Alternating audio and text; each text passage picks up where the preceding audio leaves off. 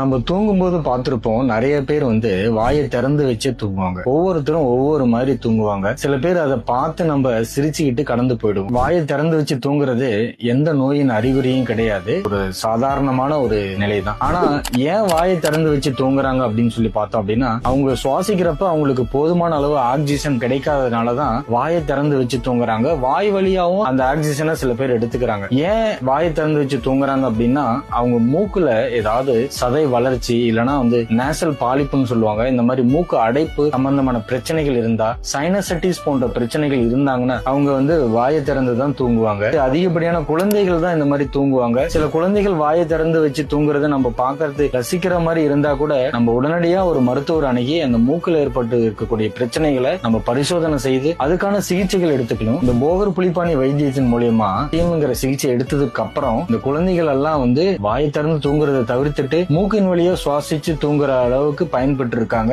நீங்களும் உங்களுக்கு தெரிஞ்சவங்களோ இல்ல உங்க வீட்டுல யாராவது இந்த மாதிரி தொந்தரவுல பாதிக்கப்பட்டிருந்தாங்கன்னா உடனடியா ஒரு மருத்துவர் அணுகி அதற்கான சிகிச்சை எடுத்து பயன்பெறுமாறு கேட்டுக்கிறேன்.